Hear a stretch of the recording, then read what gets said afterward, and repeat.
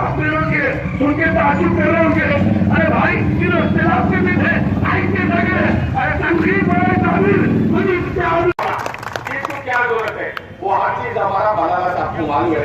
आप लोगों का ज्यादा वक्त नहीं देता हूँ क्योंकि ये स्टेज अब ज्यादा लेक्चर देने का नहीं है। मैं यही चाहता हूँ पतन के ऊपर जैसा जाते पतन के ऊपर ठोक देने का। घर में भी एक तेलुगु कॉलेज है, वो कॉलेज में पूरा तेलुगु वाले पढ़े, एक्सलेंसिव तेलुगु वाले, इसके बाजू से घर में से वैसा वो पहले तो घर के ऊपर जो लगा था। नमस्कार, गुड इवनिंग। आज यहाँ पर स्टेज के ऊपर जनाब डॉक्टर रामाराव साहब, मेरे भाई अमरेंद्र गौड़ साहब और तमाम रिस्पेक्टेड मेरे भाइयों दोस्तों, आज यहाँ पर मैं अपनी स्पीच एक ही वर्ड से शुरू करता हूँ। आज तक हम बड़े छोटे से बड़े होकर यहाँ पर ये चीज देख लेते आए हैं। अंग्रेजों ने भी वही किया, आजादी के बाद से आज तक यहाँ पर भी वही होते आ रहा है कि डिवाइड एंड रूल। लेकिन मलक से एक मैसेज भेजेगा पूरे हिंदुस्तान को कि यूनाइट एंड रूल। हम यूनाइट होकर रूल करेंगे, डिवाइड एंड रूल की पॉलिसी हम नहीं करेंगे। जैसे रामाराव साहब ने कहा और मेरे भाई अमरिंदर ने कहा कि आप हमको वोट डालकर हमको ये एक मुकाम के ऊपर भेजते हैं, तो हमारा काम है कि आपकी काम करें, हमारे एरिया डेवलप करें, उनकी सेवा करें, ना कि खुद डेवलप हो जाए। तो हमने हमेशा ये कोशिश की है, अगर मुझे रात में 2 बजे रात को भी कॉल आता है, अगर मैं नहीं उठाया या तो उनको अर्ली मॉर्निंग कॉल करता हूं या बीच में जब भी 2 बजे भी आया, मैं 3 बजे भी उठकर अगर फोन देखा कि मिस कॉल है तो मैं पलट कर कॉल करता हूं। तो उसको रात को अगर कोई कॉल करता है, कोई अगर मेरे को कॉल करता है तो मेरे से टाइम पास करने तो नहीं करता ना, कुछ उसको मजबूरी होगी इसलिए मुझे कॉल करता। ये एहसास होना चाहिए, ये फीलिंग होना चाहिए। हमने हर जगह पर काम किया, बेसिक कम्युनिटीज के लिए तो बहुत काम किया है, और भी काम है। Nobody can be 100%, sir not also 100%। हमने जितने भी काम किए हैं, और जो भी काम करना है करना है। अब हमको, अब जैसा मैं हर जगह जा रहा हूं, तो सबसे पहले लेडीज का हर जगह पर, चाहे कोई भी कम्युनिटी, कोई भी कास्ट की लेडी हो, चाहे हमारी दलित हो, हिंदू हो, मुस्लिम हो, कोई भी हो, जहां कहीं भी जा रहा हूं, हर एक को जो 2000 कॉर्पोरेशन इलेक्शन से पहले जो गवर्नमेंट ने ऐलान किया था डबल बेडरूम हाउसिंग का, तो हर एक का ये कहना है कि साहब हमारे को रहने को घर दिलाओ, हमारे को रहने को घर दिलाओ। और हर एक को मैं साफ साफ तरीके से कह रहा हूं, मैं किसी को झूठ नहीं कहता, ना धोखा दे सकता। न वहां हुकूमत का काम, गवर्नमेंट ने वादा किया, गवर्नमेंट का काम है घर बनाना। गवर्नमेंट जिस वक्त घर बनेंगी, मेरे मलकपेट के लोगों के लिए लड़के लाना मेरी जिम्मेदारी है। मैं घर नहीं बना सकता, गवर्नमेंट का काम है घर बनाना। गवर्नमेंट जब भी घर बनेगी उससे लड़कर लेकर आना मेरी जिम्मेदारी है। आज इनके पास कुछ नहीं है, आकर आपके हमारे बीच में आकर बोलते हैं कि कोई डेवलपमेंट नहीं हुआ। क्या डेवलपमेंट हुआ? मेरे भाई यहाँ पर तमाम लोग बैठे हैं। 2009 से पहले जो मलकपेट था, आपका भाई बलाना एमएलए बनने के बाद यहाँ डिफरेंस आया या नहीं आया? आप लोग ही आज कह रहे हैं डेवलपमेंट नहीं हुआ। डेवलपमेंट से इनका मतलब है कि जो स्विमिंग पूल के अंदर शराब पी के अय्याशी करते थे वो करें तो डेवलपमेंट समझते हैं। यहाँ पर सिग्नेचर बार के पास एक बहुत बड़ा पत्तों का क्लब था, आप लोगों की याद होगा, चेयरमैन के बाद।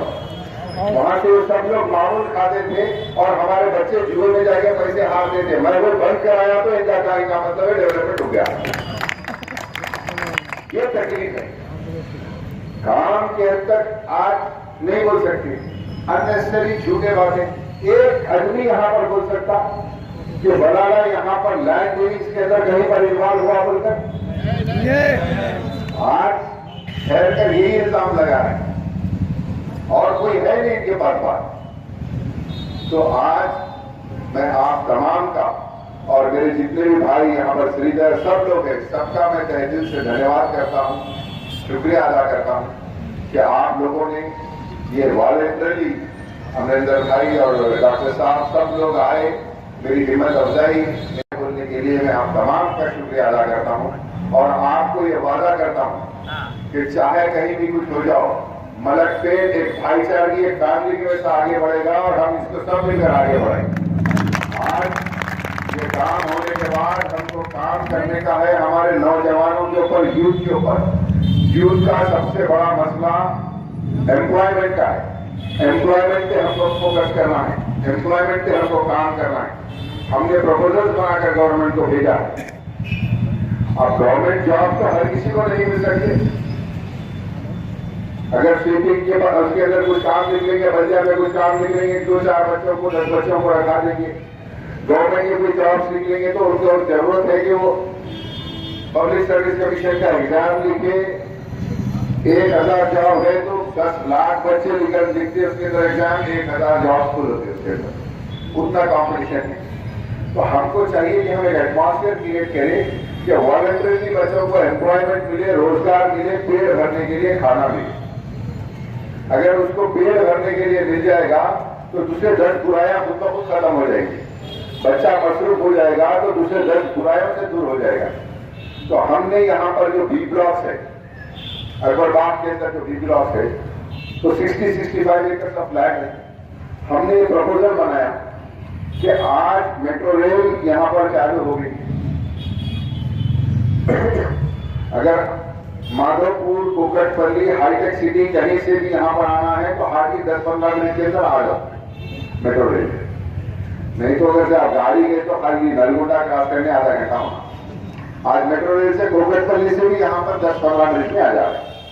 तो हमने प्रपोजल बनाया कि मलकपेट के जो गवर्नमेंट क्वार्टर्स है उसको पूरा डिमोलिश करे, यहाँ पर IT हब और टेक्नोलॉजी सेंटर्स लाए ताकि पूरा एरिया डेवलप हो और मलकपेट के पूरे लोगों को हमारा एम्प्लॉयमेंट, मेजर एम्प्लॉयमेंट मिल सके। 100% तो नहीं मिलता, लेकिन मेजर जो जरूरतमंद है, जो काबिल है, उनको तो मिल जाएगा। हम गवर्नमेंट को तो हम नहीं कह सकते कि भाई आप पब्लिक सर्विस कमीशन के अंदर आप एग्जाम दिखा रहे, मेरे मलकपेट के बच्चे को पहले दो। वो तो पूरे तेलंगाना में जो फर्स्ट आएगा वो मिलेगा। यहाँ पर जो private company, public private government partnership के अंदर प्राइवेट कंपनीज आएंगी, उनको हम बोल सकते कि आपका जो क्राइटेरिया है वो क्राइटेरिया में अगर मेरे मलकपेट का बच्चा भी आता है तो फर्स्ट मलकपेट के बच्चे को प्रेफर किया जाए। तो हमको काम करने का है, हमको सबको लेकर काम करने का है। तो मैं आपसे यही कहूंगा कि हम जिस अंदाज में काम कर रहे हैं, जिस अंदाज में सबको लेके चल रहे हैं, आप सबका साथ रहा तो हम और ज्यादा से ज्यादा उसको और यूनाइट करके काम कर सकेंगे। हम बड़े से बड़ा रिप्रेजेंटेशन दे सकते। मैं जीत जाऊंगा, मैं रिप्रेजेंटेशन दूंगा गवर्नमेंट को कि मेरे कॉन्स्टिट्यूंसी के अंदर मुझे ये होना। गवर्नमेंट से मैं कई काम लेकर भी आ रहा हूं। अगर मेरी ताकत गवर्नमेंट के अंदर बढ़ाना है तो वो आप लोगों के हाथ में है। मेरी ताकत, मेरे रिप्रेजेंटेशन को ताकत देना है कि ज्यादा से ज्यादा हमारे मलकपेट के लिए तरक्की कराए, डेवलपमेंट कराए। तो आप ज्यादा से ज्यादा मेजोरिटी से कराइए और ज्यादा से ज्यादा मेजोरिटी से जिताइए और उतना स्ट्रॉन्ग मेरा रिप्रेजेंटेशन होगा। ये आप तमाम को मैं कहना चाहूँ। तो मैं आप तमाम से कहूंगा कि हम एक भाईचारे का माहौल लेकर, एक सबको साथ लेकर चल रहे हैं। उस तमाम की हमारे इस सफर के अंदर आप तमाम मिलकर साथ दीजिए। हम इसी तरीके से मिलकर हमारी कॉन्स्टिट्यूंसी को और हमारे बच्चों को, हमारे सब लोगों को डेवलप करेंगे। शुक्रिया, thank you very much. Raju की गुलपोशी, बलाला साहब की गुलपोशी कर रहे हैं। राजू भाई, बलाला साहब सिद्धू सेठ की गुलपोशी कर रहे हैं। हमें बहुत खुशी। वाह भाई की गुलपोशी, MLA साहब की गुलपोशी कर रहे हैं। भाई ग्रुप फोटो, भाई ग्रुप फोटो ले भाई, भाई सब लाइन में खड़े ग्रुप फोटो।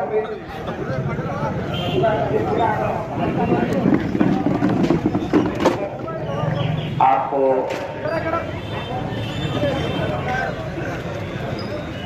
अभी पुलिस मस्जिद एहतियात मुस्लिमीन का जलसा वाहिद नगर में चल रहा है। आप हजरात से हो जाए हम तकलीफ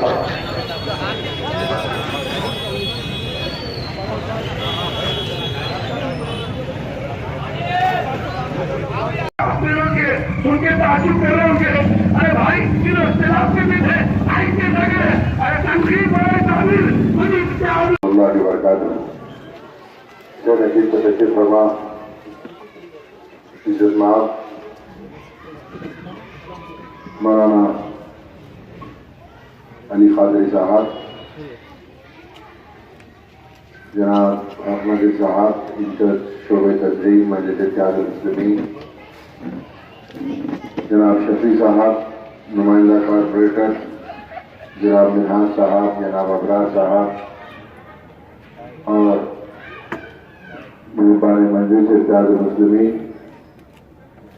दोस्तों नौजवान साथियों, ऐसे पर्दा बैठकर सुनने वाली मेरी इज्जतमाब माँ और बहनों, जैसे कि आप तमाम लोग वाकिफ हैं कि 7 तारीख के रोज आप तमाम को निकलकर अपने वोट का इस्तेमाल करना है।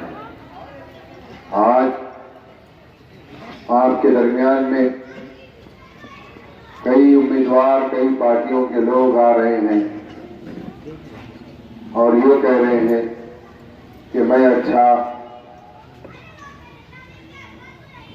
मेरी पार्टी अच्छी। आपको ये देखना है कि वो अच्छे, उनकी पार्टी अच्छी, या आप अच्छे या आपकी पार्टी अच्छी। कोई शख्सियत की कोई अहमियत नहीं है। आज तीसरी बार हल्के मलकपेट से सदर मजलिस ने मुझे आपके दरमियान में फिर से उम्मीदवार बनाकर भेजा।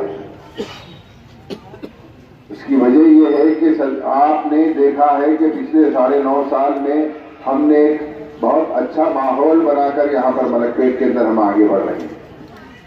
मैं ये नहीं कहता कि हम तमाम काम करा लिए, हमको अभी हमारे बहुत से काम करना बाकी है, लेकिन आज इस तमाम की कोशिश यही है कि किस तरीके से मलकपेट की सीट को, जैसे पहले दूसरे पार्टीज भी यहाँ पर आप लोगों ने देखा, पुराने शहर के लोगों को कभी ये मौका नहीं मिला कि वो ये बीजेपी या टीडीपी या कांग्रेस, ना इंशाल्लाह जिंदगी में कभी मिलेगा उनको वहां पर ये मौका।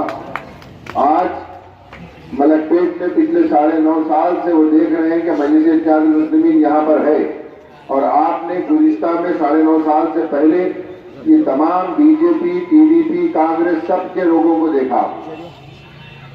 क्या कभी वो आपके दरमियान में आते थे? आपको यही चीज उनको चल रही है कि मजलिस में यहाँ पर कब्जा, तो आप इस चीज को, जो सीट मलकपेट की आपने अपने जिद्दोजहद कर आपने जो सीट हासिल की है और आपका इत्तेहाद इन तमाम को खटक रहा है, मैं आप तमाम से यही कहूंगा कि हम जो भी काम करे हैं सब आपके सामने है।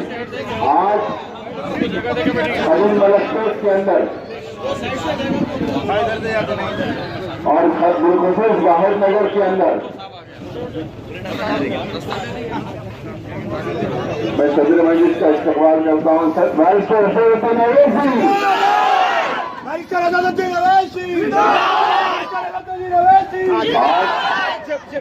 हल्के मलकपेट के अंदर आप देख रहे हैं कि यहाँ पर हर गली के अंदर, हर बस्ती के अंदर कहीं पर भी कोई बुनियादी मसाइल नहीं है। कहीं पर पानी का मसला नहीं है, कहीं ड्रेनेज का मसला नहीं है। मैं अलबत्ता खदीम मलकपेट के अंदर इतना दावे के साथ कह सकता हूं कि आज बंजारा हिल जैसे इलाके के लोगों को भी उतना पानी नहीं मिलता जितना हम खदीम मलकपेट के अंदर हर जगह पानी दे रहे हैं। यहाँ के लोग देखते हैं कि लोगों के पास पानी भरकर समों में से रोड के ऊपर से बहते रहता है। अल्हम्दुलिल्लाह इतना पानी की यहाँ पर सरबराही है। हाँ, मलकपेट में कुछ इलाके के अंदर पानी की किल्लत है, इंशाअल्लाह मजलिस वो भी दूर करेगी। लेकिन यहाँ पर जिस वक्त मजलिस इत्तेहाद मुस्लिमीन आई, आपने देखा हाईटेक के पास बेहतरीन स्कूल की बिल्डिंग तामीर की गई, यहाँ पर शमशान घाट के पास बेहतरीन स्कूल की बिल्डिंग तामीर की गई, आपके कम्युनिटी हाउस के अंदर यहाँ पर वायद नगर के अंदर आंगनबाड़ियां कायम की गई, धोबी गली के अंदर स्कूल की बिल्डिंग बनाई गई। तो तमाम काम मजलिस इत्तेहाद मुस्लिमीन कर रही है। आज आपके हमारे दरमियान में मुनाफिकीन और मुखालिफीन आकर ये कहते हैं कि डेवलपमेंट नहीं हुआ। क्या डेवलपमेंट हुआ? मुझे आज तक ये बात समझ में नहीं आई कि डेवलपमेंट से इनकी मुराद क्या है। डेवलपमेंट को रोक दिया गया ये कह रहे हैं, तो इनका मुराद क्या है डेवलपमेंट से? जो चेयरमास के पास सेलिब्रिटी क्लब था जहां पर रोज पत्ते खेले जाते थे, जिसका मामूल इनको आता था, क्या वो हमने बंद करा दिया? तो उनका मतलब है कि वो डेवलपमेंट में रोक दिया। जो यहाँ पर शराब खाने खोल रहे थे जिससे ये लोग मामूल खाते थे, हम तमाम शराब खाने बंद कराने की कोशिश करें। आज जाकर आप देखिए पद्मा नगर के अंदर लोगों का रहना मुश्किल था, 17 महीने इसकी जिद्दोजहद की वजह से वहां से शराब खाना बंद हुआ। क्या लोगों को राहत नहीं मिली? तो तमाम बुराइयों के काम जो बंद करा रहे हैं, इससे उनको लग रहा है कि इसमें तरक्की नहीं है। ये बुराई के काम होते रहे तो उसके शायद इसको डेवलप समझते हैं। तो मैं आप तमाम से यही कहूंगा कि आज मजलिस इत्तेहाद मुस्लिमीन काम कर रही है, हर महाज पे काम कर रही है, औरतों के खवातीन के एम्पावरमेंट के लिए काम कर रही है। आज आपके पास मलकपेट के अंदर यहाँ पर सालार मिल्लत कम्युनिटी हॉल के अंदर आप तमाम लोग देखें, वहां पर स्विमिंग सेंटर के साथ साथ हमने प्रोडक्शन हाउस भी डाला। जो लड़कियां वहां पर सीखी हैं, आज वही लड़कियां वहां पर औरतें हमारी बहनें रोजगार भी हासिल कर रही हैं। इस तरीके से हमको और बड़े पैमाने पे काम करना। सलीम नगर के अंदर हमने स्विमिंग सेंटर डाले, प्रोडक्शन हाउसेज भी डाले। ना सिर्फ प्रोडक्शन हाउस डाल के खवातीन को बिठा दिए, बल्कि बड़े बड़े कंपनी से हजारों शख्स के गाउन के ऑर्डर्स लेकर दे रहे हैं हमारे बच्चों को सीने के लिए। आज 1000 से 1600 बच्चियां हमारे मुख्तलिफ सेंटर्स के अंदर 4-4 घंटे काम कर रही हैं। तो क्या मजलिस का कारनामा नहीं है? मजलिस इत्तेहाद मुस्लिमीन ने यहाँ पर स्कीमात चलाई कि जो खवातीन अपने सेंटर के अंदर 3 माह तक ट्रेनिंग हासिल करेगी उसको मुफ्त पे स्विंग मशीन दी जाएगी। हुकूमत की जानिब से जब हमारे पास 2000 से ज्यादा खवातीन ने यहाँ पर ट्रेनिंग हासिल की, हुकूमत ने क्या दिया? 300 मशीन दी। 1700 से 1800 मशीन मजलिस इत्तेहाद मुस्लिमीन ने तमाम को दिया, क्योंकि मजलिस ने वादा किया था कि जो भी यहाँ पर सेंटर में स्विंग मशीन की सिलाई सीखेगा उन तमाम को मशीना दिए जाएंगे। तो मजलिस काम कर रही है, मजलिस हर महाज पे काम कर रही है। आज तमाम मलकपेट के लिए 50-55 करोड़ की लागत से सब स्टेशन डाला गया। आप लोग जानते हैं कि आज ही मलकपेट को करंट की supply Chandrayaan Gutta sub station से। न सिर्फ ये बल्कि वो सब स्टेशन एक बार इंशाअल्लाह वरहमतुल्लाहि वबरकातुहू। जनाब अहमद बलाला साहब, उम्मीदवार मजलिस इत्तेहाद मुस्लिमीन मलकपेट, मजलिस इत्तेहाद मुस्लिमीन के अरकान बल्दिया, सदर मोतमदीन,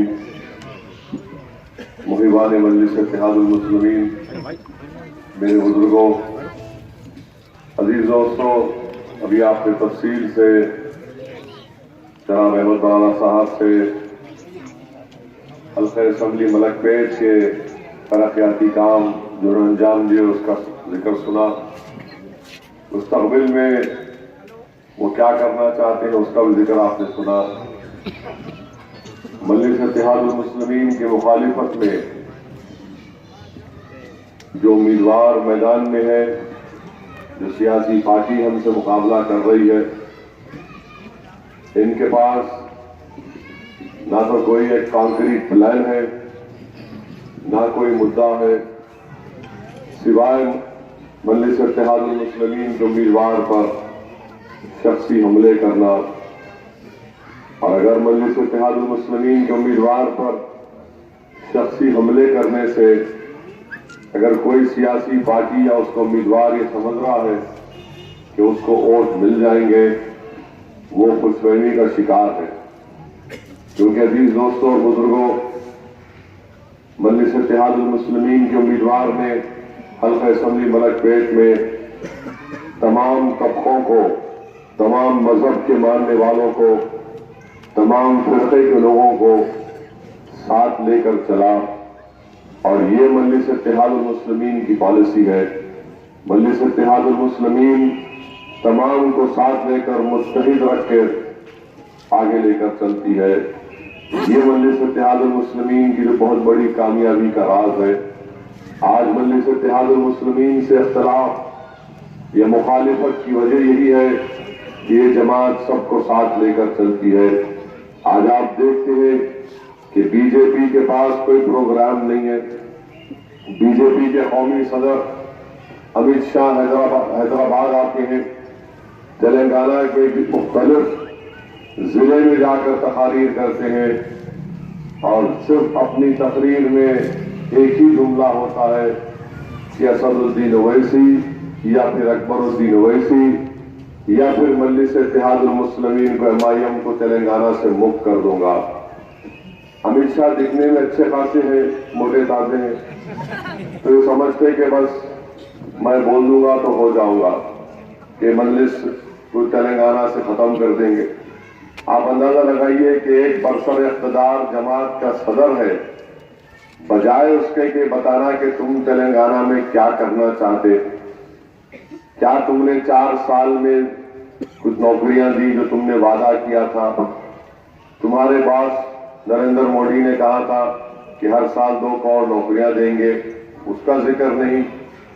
डॉलर 75 क्रॉस कर चुका, 78-80 हो जाता।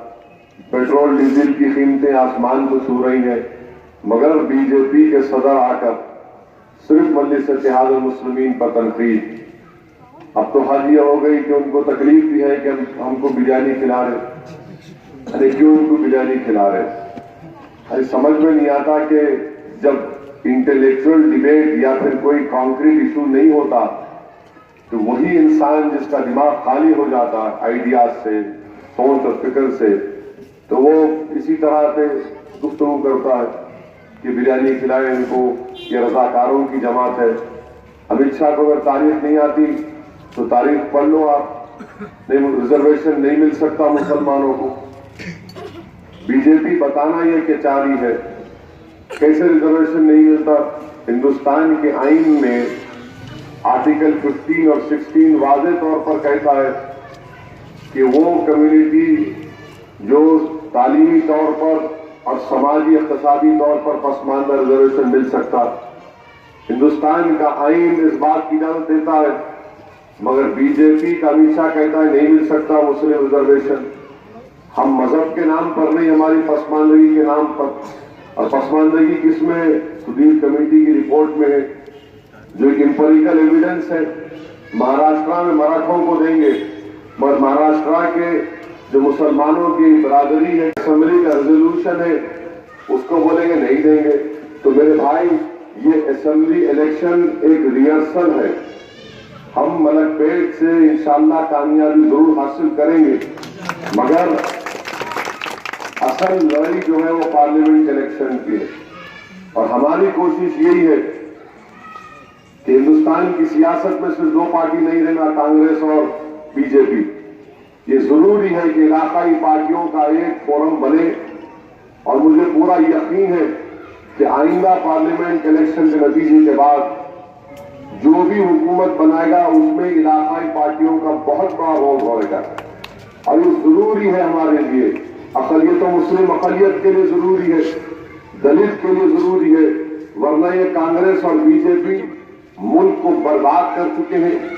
आज कहीं पर भी अगर जितने मसाइल हमारे हैं ये जाके मिलता कांग्रेस की वजह से। बीजेपी अलग-अलग के रिजर्वेशन नहीं देंगे। हिंदुस्तान के वजीर आजम तकरीर करते हैं और तकरीर में अकबरुद्दीन ओवैसी की तकरीर का जवाब देने की कोशिश करते। वजीर आजम नाम भी ले लेते। इतना क्यों चाप चाप के बोल रहे थे, वो ऐसा बोले, वो बोल देते कि इसका नाम ये है, वो भी नहीं। अरे हर महाज पर बीजेपी नाकाम हो गई। और आज आप देखते हैं कि जहां कहीं भी हैदराबाद अगर है यहां पर अगर हमारा इत्तेहाद, एक सियासी शऊर नजर आता तो याद रखिए ये अल्लाह का बहुत बड़ा करम है। हिंदुस्तान के किसी भी रियासत में आप चले जाइए, वहां पर इस तरह का सियासी शऊर, इस तरह की सियासी ताकत, इस तरह का इत्तेहाद कहीं पर नजर नहीं आएगा। तो बीजेपी और कांग्रेस को ये तकलीफ है कि हमने हर हिंदुस्तान की हर रियासत में, हर शहर में अक़लियतों की सियासी शनाख्त को खत्म करके रख दिया। कहीं पर भी सियासी शनाख्त नहीं है। आखिरी हैदराबाद में क्यों है? आखिरी हैदराबाद से जीत कर क्यों जाते? तो झगड़ा यह है कि मजलिस इत्तेहादुल मुस्लिमीन की आवाज को खत्म करके रख दिया जाए। बड़े बड़े शहर हैं हिंदुस्तान के, देख लीजिए आप, दिल्ली है, लखनऊ है, बंगाल में कोलकाता है, कहां है? कौन सी आवाज है, कौन सी पहचान है, कौन सी ताकत है हमारी सियासी ताकत? आज अल्हम्दुलिल्लाह मजलिस इत्तेहादुल मुस्लिमीन यहां पर है। मैं आज एसी घाट का दोपहर में दौरा कर रहा था, एसी घाट का, तो काफी आज सुबह में मसरूफ तरीन दिन था। तो उसके बाद मैं एसी घाट गया, एसी घाट में दौरा कर रहा था। तो दौरे के दौरान आवाम से मुलाकात होती है, तो खातून की आवाज आई कि कहां है असद, कहां है? तो जिस तरीके से आवाज आई मैं समझा कुछ हो गया मसला, मिला कुछ है। अब तो खैर अब गए, अब तो उस खातून का नाम गौसिया बेगम। अब गौसिया बेगम के जो जज्बात हैं कि इंसान, मैं 3-3.5 घंटे सुबह में दौरा किया, फिर मुख्तलिफ और एक जगह पे आधा घंटा का दौरा, फिर एसी घाट गया, जमाने 4-4.5 घंटे के दौरे के बाद इंसान में आप बहुत थक जाते। मैं दौरा कर रहा हूं तो फौरन मैं मुलाकात मेरी गौसिया बेगम से हुई। ज़ईफ खातून है, आप अंदाजा नहीं कर सकते उस खातून का, उस औरत के जज्बात का, कि चीख मारकर उसने कहा कि कहां है असद और अकबर? तो बोला अम्मा मैं आया हूं। बोले मेरे बेटे, हाथ पकड़कर गौसिया बेगम ने कहा कि कांग्रेस का उम्मीदवार यहां आया था, गलती से मेरे को फूल दिए, उसको फूल पिलाओ बोल के मैं उसको देख के फूल को फेंक दी और बोली दोबारा मेरे घर के सामने नहीं आना। उसने कहा कि अगर मेरे हाथ की तरफ इशारा करे तो काट भी दिए ना, ये खून से मजलिस की आवाज आएंगे। अब ये जज्बा है, जज्बा ये है। उस औरत गौसिया बेगम ने पुकार कर कहा कि अल्लाह असद अकबर को, मजलिस के पूरे एमएलए को जिताना। मैं रोज दुआ कर रही हूं, तुम लोग हमारी शान है, तुम लोग हमारी नाक है और तुम जीतना जरूरी है। अरे खड़े होके एसी घाट में तकरीर हो गई उस खातून की। माने ऐसी तकरीर को मुखर्रर भी नहीं करना, 2-4-5 मिनट ऐसी तकरीर, ऐसे अल्फाज के मेरे हाथ के रोंगे खड़े हो गए। बोला वाह, बोला थक के मैं सोच रहा था कि अब हो गया काम, अब बैठेंगे कहीं चाय पीएंगे, पैदा कर दी। मेरे भाई ये जज्बा है, इस जज्बे को खत्म करना चाहते हैं तमाम मुखालिफिन। वो हमको एक जिंदा लाश बनाकर रख देना चाहते कि सिर्फ सियासत में हिस्सा मत लो, सियासी ताकत की बात मत करो, जिस तरह पूरे मुल्क में कर दिया गया। यही इनका मकसद है। जब मजलिस इत्तेहादुल मुस्लिमीन अपने नुमाइंदे को कामयाब करने की बात करती है तो मुखालिफिन नहीं चाहते कि अवाम का नुमाइंदा, पसंद का नुमाइंदा, मुस्लिम अकलियत और दलित दोस्त नुमाइंदा पर कामयाब हो जाए। यही असल प्रॉब्लम। और अब तो हद हो गई। बीजेपी का एक कोषामहल का उम्मीदवार अपनी तकरीर में कह रहा है कि अकबरुद्दीन अवैसी गर्दन काट के लाए तो उसको सुकून मिलता। अरे ये वो क्या है बीजेपी वालों को? यकीनन हम मौत का इस्तेमाल करेंगे, मौत तो बचने वाले नहीं है, आज नहीं कल जाना है। मगर ये लोग क्या हमको क्या मुर्गी के बच्चे समझ रहे? गर्दन काट के लाएंगे। अरे प्यारे अकबरुद्दीन अवैसी को छोड़ो, मैं अकेला फिरता हूं, मेरे पास कोई सिक्योरिटी नहीं है, बिस्मिल्लाह आजा। मैं तो अंग्रेजी में बोलता ना सिटिंग डक, मैं तो सिटिंग डक हूं। अफसोस इस बात का है कि 24 घंटे हो गए, 24 घंटे हो गए और पुलिस, हजरत पुलिस जो है खामोश, कुछ एक्शन नहीं। अगर हम बोल देते मोदी के बारे में, अमित शाह के बारे में, इनको दुबला कर देंगे, इनको बहुत मोटे हो गए बोलते हो, केस बुक करते, धमकी दिए। अरे अजीब है, एक आदमी कह रहा है कि अपने गर्दन काट देंगे, कुछ नहीं। इलेक्शन का कानून कहाँ गया? मच्छर मार रहा है शायद, क्या कर रहा है नहीं मालूम मुझे, नोटिस दिए। अरे भाई कत्ल की धमकी देता है, होता हुआ था नहीं अलग बात है, मगर अल्फाज जो इस्तेमाल हो रहे हैं, अगर यही रहा तो फिर इलेक्शन के क्यों लड़ना? हर एक के हाथ में कट्टा दे दो, कल शुरू हो जा, तू मार मेरी मार या मैं मार, तेरी गर्दन रही तो तू जीत गया। अरे अजीब है, अभी से भी इस पे यही एक हमले पे आ गई। कोई इनके पास पॉलिसी प्रोग्राम है सिवाय इसके कि लड़ाओ, हिंदू मुस्लिम को लड़ाओ, नफरत को फैलाओ, जो अंग्रेजी के अल्फाज है अस एंड देम, यानी ये फैला दो। अरे 4.5 साल से हैदराबाद में अमन रहा, कोई गड़बड़ नहीं हुई, कोई फसाद नहीं हुआ, अल्हम्दुलिल्लाह, चुटपुट वाकयात हुए, मगर बीजेपी, अमित शाह और उनके गुरु घंटा नरेंद्र मोदी को बड़ी तकलीफ है। हिंदुस्तान के वजीर आजम आ रहे, क्या बात कर रहे, कभी गुर्बत की बात नहीं करेंगे, कोई गुर्बत की बात खत्म फातिमा करने की बात नहीं। तेलुगु देशम चंद्रबाबू नायडू 2002 के फसादात में बीजेपी का साथ दिए, गुजरात जल रहा था, मोदी के साथ थे, अटल बिहारी वाजपेयी के साथ थे। कांग्रेस पार्टी मध्य प्रदेश में एक वेब पोर्टल है, प्रिंट में आर्टिकल छपा के कांग्रेस पार्टी मध्य प्रदेश में गाय के पेशाब को बॉटल में बना के बेचेगी। अब आप वो क्या रहा है भाई? अरे आप ये करना चाह रहे हैं, आप बोल रहे हैं कि हम पूरे गौशाले खोल दें। हिंदुस्तान में सबसे ज्यादा स्टंटेड बच्चे हैं, वेस्टेड बच्चे हैं, अंडरवेट बच्चे हैं, और सबसे ज्यादा मध्य प्रदेश में। और कांग्रेस पार्टी बोल रही कि हम जो है, अरे ठीक है करे भाई, मगर ये क्या है? और फिर आप हमको फिरका परस्त बोलते कि मजलिस इत्तेहादुल मुस्लिमीन फिरका परस्त है। कौन सी फिरका परस्त है? आप फिरका परस्त है, इसलिए हमको इस पसमानदा रखा।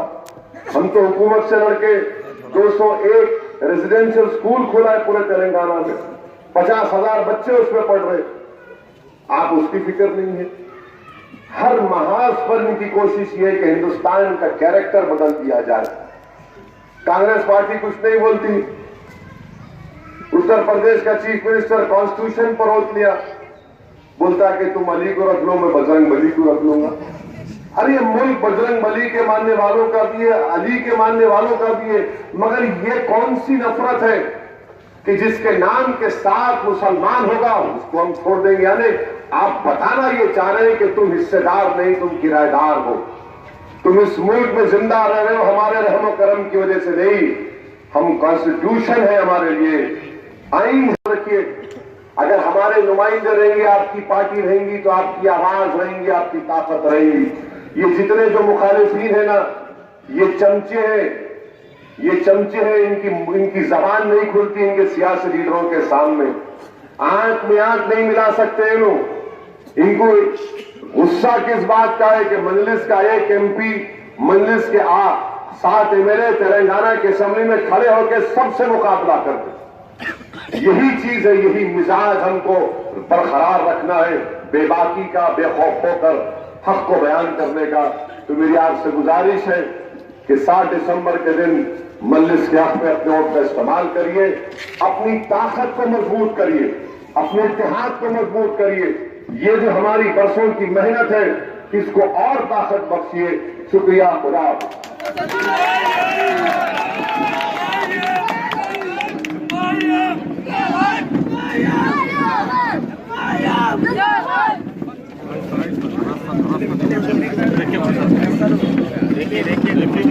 देखिए